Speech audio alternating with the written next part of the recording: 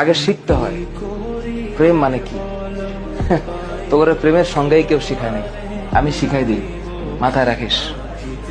প্রেম শব্দের মানে হচ্ছে, এটা এখনকার মানুষ এটা শুনলেই কেমন জানি ভিতরে একটা আউলা বাতাস লাগে।